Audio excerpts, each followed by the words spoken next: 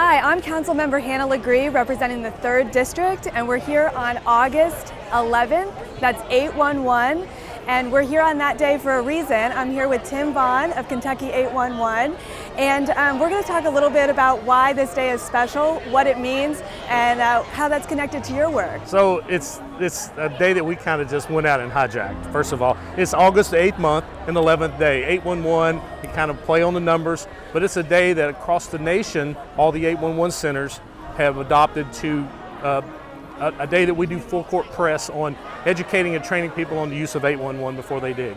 Okay, so let's talk about why you would call 811. And so we see that as BUD, before you dig, but what kind of project would you call about? Who would call why? Sure, so there's a misconception a lot of people have that you have to be doing a large project, a big construction company to use 811. Certainly they're required to do it, but it's a simple thing as putting in a mailbox or planting a tree or working on your deck. Just think about this, a mailbox is typically about a foot off the edge of the road. Well, what else is a foot off the edge of the road? That's where the utility lines are. So you could be working on just a Saturday project, putting a mailbox in, and it could turn into a catastrophe. So yeah, it's important that you call 811. Yikes. Well, we don't want people to have any kind of catastrophes. Right. So some people don't like to use the phone. They don't want to call. Sure. Are there any other ways for them to contact you? Yes. What should they do? Great question. And yes, and we would prefer that everyone do this. You can go to Kentucky811.org and you can input your locate request there. You don't have to wait in line on the phones. You can do it at your convenience. Use your computer from home or from your office, whatever. It's just very simple. Everything's going online now. You do banking and all that online. Well, certainly you can do an 811 request online. So yes, great question, and we prefer people do it that way. Okay, so this sounds very convenient, but I heard that it's not just a convenience, it might be a law that people should call. Have there been some changes to the law? What do we need to know there? Sure, so there is a Kentucky Revised Statute, KRS 367, 4901 through 4917 that requires you to do this. It's anybody digging. Now this law is not just, as we talked earlier, for the large utilities, it's for anybody digging. This law requires that you call 811 and notify any other utilities in the area. And what I mean by that is Kentucky and Alaska are the two states that do not require all utilities to be a member of the 811 system. Most of them are, but there's still a few that aren't, so you may have to make another phone call, but absolutely you need to. Okay, so you mentioned earlier a catastrophe. What happens if someone doesn't call before they dig, if a mistake occurs, because we know this happens? So everyone obviously can think about the gas line that they hit and the ramifications of having a product like that gets out of its pipeline. Gas is very safe as long as it stays within the pipe, but when somebody lets it out, it's like the genie out of the bottle. And that's where something could go wrong with that. But just think about this, everything runs off of fiber now. We got our internet, our TV, our phone, all the communications. Who wants to be the guy that cuts the cable at halftime of the game? Nobody. Nobody wants, and takes out the whole neighborhood. Who wants to be that person? You're not very popular, and you're not getting invited to the block party from that point. But things like water lines, and those could even cause environmental issues, the runoff of water. So there's multiple reasons. Safety, it could save your life, and it could cost you money. If you damage something, you're going to be responsible to fix it. Yeah, I've seen that before. Yes. It can be very, very expensive. Okay, so people should call for safety. It's easy to call. It's connected to the law. What else do you think? It's free. It's free. It's free, so why would you not do it? It's free. So what else do you think people should know? Is there anything that we haven't talked about that you think people should know about 811, calling before you dig? Sure. You have to wait 2 working days to do it. Okay. So there is a wait period, and that's to allow the utilities. So the way it works is you call 811 or you go online and request the utility lines to be located. We gather all that information and then we transmit it out to all the utilities in the area where you're digging.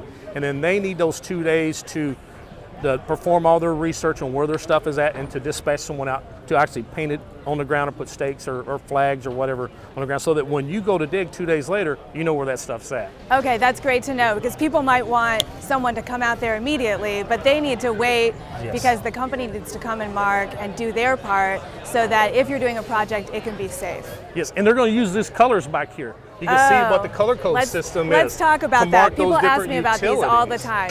What are all the different colors? That's from the American Public Works Association, okay. and that's standard everywhere. That's not just Kentucky, that's worldwide, okay. That color code system. So Columbia Gas, they're very concerned about safety in their community that they serve, and they'll come out and mark things with yellow. Okay. And please make sure you call so that Columbia Gas has an opportunity to come out and mark that, because they don't want a problem any more than you want the problem.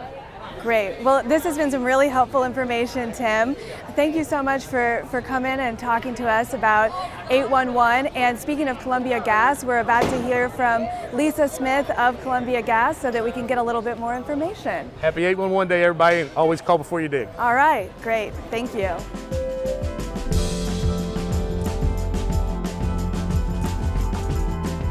I'm Councilmember Hannah Legree of the 3rd District, and we're back with Lisa Smith of Columbia Gas. Lisa, thanks so much for joining us. Yeah, thanks. I like your 811 shirt. Thank you. It looks really safe, and that's our goal. We want to keep people safe and keep them informed. That's right. So I have a couple of simple questions. Sure. For you that I get all the time from our residents. Okay. So sometimes people will go out and they'll see markings on the ground, they'll see yellow markings. Tim and I just talked about how yellow means Columbia Gas. Right. And people will ask me, what's going on in my neighborhood? Right. Is a project starting? I haven't heard anything. So when people see those markings, what do they need to know? So when someone calls 811, all of the member utilities come out and mark their lines. So if you see a yellow marking, it doesn't necessarily mean that it's a gas project, but it does mean that the gas company has been there to mark their lines. It could be a water company project, it could be a city sewer project, it could be all kinds of things. Or it could just be a landscaping project in that area. So it could be any number of things, but the yellow marks do mean it's gas lines. It doesn't necessarily mean it's a gas project.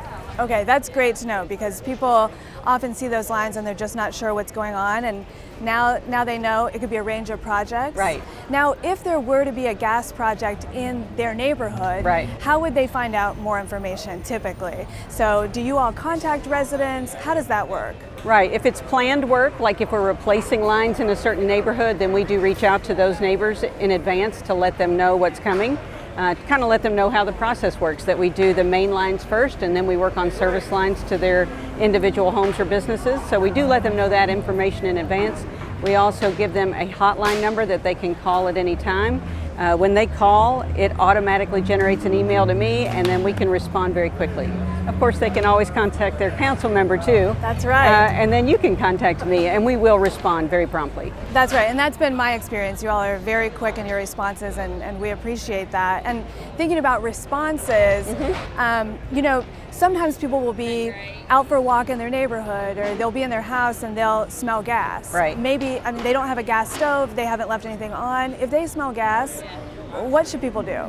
So, two things. Okay. They should immediately, if they're indoors, they should leave that home. Okay. Go outside and from a safe distance, they should call Columbia Gas. Okay. They can call our emergency line, which is 800-432-9515. And they can also need to call 911. Oh, okay. Yes. So call both numbers and we will respond immediately and determine the source of that odor. And if it's a leak, we'll repair that. Great, that's good to know. I think that a lot of people might know, hey, I should call my gas company. They wouldn't typically know the 911 aspect of that. So thanks for sharing that two-part process. Now we've talked a little bit about calling before you dig. We've talked about lines and markings and why people need to prepare before they do projects. Is there anything else that you want to share, you think people need to know about Columbia Gas or this day, 811? Right. Well, so yeah, 811 Day for us is a big deal just because it is a great opportunity for us to remind people that it's not just a good idea to call 811, it actually is a state law. It is a requirement, and honestly, it's just there to keep everyone safe, our communities, our customers, our employees. Well, thank you. We appreciate that work, and Lisa, thanks for being here. I really Thank you. am glad that we're sharing this information with the public. And if you're interested in learning more, again, my name is Hannah Legree. I'm the 3rd District Council member. And if you want to connect with me in my office, you can also sign up for The Word from the 3rd, which is my district newsletter, and it's out every single Friday. All right, thank you so much. Thank you, Lisa. Thank you.